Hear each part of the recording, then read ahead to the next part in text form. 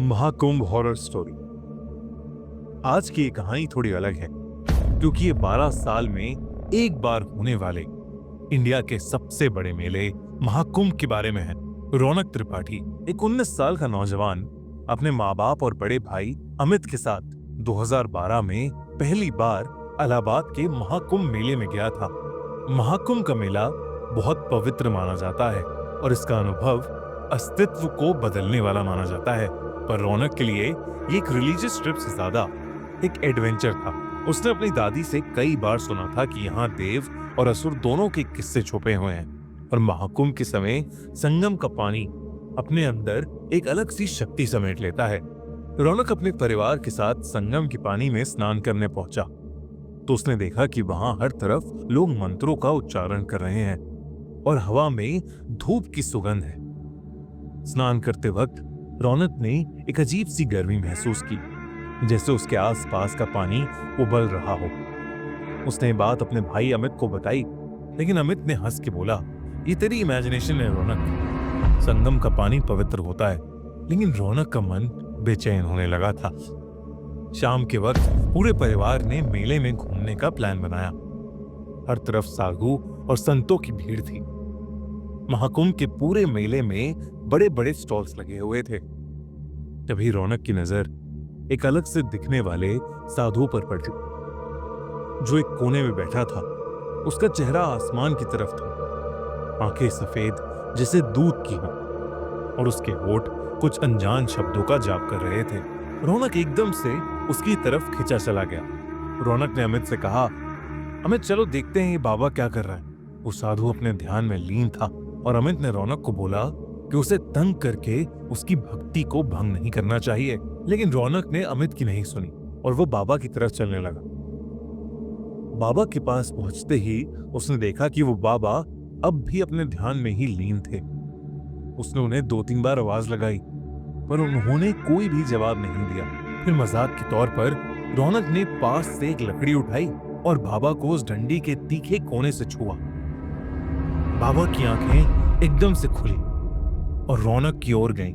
रौनक को लगा कि बाबा शायद उससे गुस्सा हो गए हैं, पर उन्होंने मुस्कुराते हुए रौनक को देखा और कहा, आ गया तू, तेरा ही इंतजार। रौनक एकदम से थोड़ा घबरा गया। आप मुझे जानते हो बाबा? इस बात का कोई जवाब बाबा ने नहीं दिया। बस उन्होंने अपने गले से एक माला निकाली और रौनक के हाथ में रख दी। बाबा ने कहा, ये ले और रात को ये माला पहनकर सो जाना, कल तुझे सारे जवाब मिलेंगे। रौनक ने बिना कुछ सोचे उस बाबा से वो माला ले ली और वापस अपने परिवार के पास आ गया। उस रात रौनक ने माला पहनकर सोना शुरू किया। जैसे ही उसने अपनी आंखें बंद की, उसके सपने एकदम अजीब और खौफनाक हो गए। उसने देखा कि वो एक अंधेरे जंगल में खड़ा है। उसके आसपास बड़े बड़े पेड़ हैं जिनमें आग लगी हुई है और उस आग से पूरा आसमान लाल हो गया है।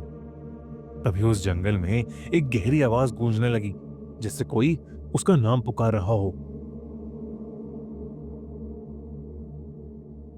वो आवाज धीरे धीरे उसके करीब आई और एक काले साए के रूप में उसके सामने आकर खड़ी हो गई। उस साए की भी आंखें लाल थीं और उसने अपनी पतली उंगली से रौनक की तरफ इशारा किया। मुझे लेने आया था, अब तेरे साथ चलने का समय आ गया। उस साए ने रौनक से ये कहा और एकदम से वो साया जैसे उसके अंदर ही समा गया। रौनक चिल्लाते हुए नींद से उठा। उसकी शर्ट पसीने से भीग चुकी थी। उसने माला को देखा जो एकदम से बहुत ज्यादा खौलती हुई गर्म हो गई थी। रौनक ने तुरंत उस माला को निकालकर जमीन पर फेंक दिया और फिर से चादर तानकर सो गया। अगले कुछ दिनों में त्रिपाठी परिवार के साथ अजीब अजीब घटनाएं होने लगी, जिससे रौनक के पापा की कपड़ों की दुकान में शॉर्ट सर्किट होने की वजह से आग लग गई। उसके भाई अमित को जॉब से निकाल दिया गया और उसकी मां की तबीयत अचानक ही बेहद खराब रहने लगी।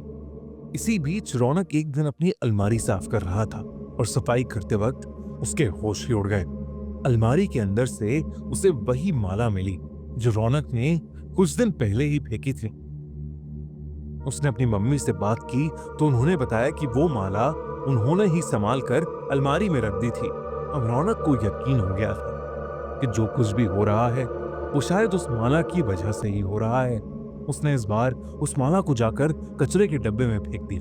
अगले दिन रौनक अपने रूम में लैपटॉप पर कोई टीवी शो देख रहा था। तभी उसे ऐसा महसूस हुआ जैसे उसके ठीक पीछे कोई खड़ा है। रौनक ने पीछे मुड़कर देखा पर वहां कोई नहीं था। लेकिन जैसे ही रौनक ने वापस मुड़कर देखा, उसके कमरे के एक कोने में वही लाल आंखों वाला काला साया खड़ा था जो रौनक के सपने में आया था। उसे देखकर रौनक इतना डर गया था कि उसकी आवाज ही नहीं निकल रही थी। वो काला साया धीरे धीरे रौनक के करीब आया और बोला, संगम, वापस आ जा। रौनक चिल्लाते हुए अपने भाई के रूम में भागा और घबराते हुए अमित से बोला, अमित, वो साया वापस आ गया है और वो मुझे संगम बुला रहा है। अमित को रौनक की बात समझ नहीं आई। उसने उसे समझाया कि ये सब रौनक का वहम है और वो उसे कल सुबह मंदिर ले जाएगा, जिससे शायद उसका डर दूर हो जाएगा। पर रौनक उस रात सहम गया था। अगले दिन सुबह वो बिना किसी को बताए बस में बैठकर इलाहाबाद के लिए निकल गया। बस रात को चाय पीने के लिए रुकी। चाय पीकर जैसे ही रौनक ने वॉलेट निकालने के लिए अपना बैग खोला, उसकी रूह कांप गई। रौनक के बैग में वही माला पड़ी हुई थी। रौनक ने एक लंबी सांस ली और खुद को समझाया कि वो महाकुंभ जाकर उसी बाबा से मिलेगा और सब कुछ ठीक कर लेगा। और वो पैसे देकर बस में जाकर बैठ गया। पूरे सफर में रौनक को महसूस होता रहा कि वो काला साया कहीं ना कहीं उसी के साथ है, बिल्कुल उसके करीब। अगली सुबह महाकुंभ पहुंचकर रौनक सीधा भागकर उस मेले में उस बाबा को ढूंढने लगा। और जैसे ही वो बाबा उसे दिखे, वो उनके चरणों में जा गिरा और फूट फूट कर रोने लगा। उस बाबा ने गुस्से में उससे कहा, मूर्ख, अब क्यों आया है मेरे पास? तूने एक साधु की आराधना भंग की थी, अब तो उसका दंड भुगत। रौनक के आंसू रुक ही नहीं रहे थे और वो अपनी गलती समझ गया था। उसने उस साधु से रो रो कर माफी मांगी। कुछ समय बाद उस साधु को रौनक पर दया आ गई और उसने रौनक से माला वापस लेकर अपने गले में डाल ली। अचानक ही रौनक को माला के जाने के बाद बहुत हल्का सा महसूस होने लगा। रौनक ने देखा कि वो काला साया बाबा के सर के ऊपर खड़ा है और कुछ ही देर में वो बाबा के अंदर ही समा गया। उस दिन रौनक ने एक बार फिर महाकुंभ में स्नान लिया और वो समझ गया कि कभी किसी भक्ति में लीन साधु को डिस्टर्ब नहीं करना चाहिए। घर आकर उसने सब कुछ अपने परिवार को बताया। धीरे धीरे उसके परिवार पर आई प्रॉब्लम्स भी दूर होती चली गई। रौनक और उसकी फैमिली इस साल प्रयागराज में हो रहे महाकुंभ में फिर से जा रही है। आप में से कितने लोग महाकुंभ के बारे में जानते हैं? और अगर हाँ, तो कितने लोग महाकुंभ में जाने का प्लान कर रहे हैं? हमें कमेंट सेक्शन में जरूर बताइए।